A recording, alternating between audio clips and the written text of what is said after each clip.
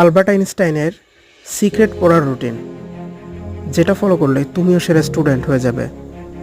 Albert আইনস্টাইনের study রুটিনের 5 step. Step 1,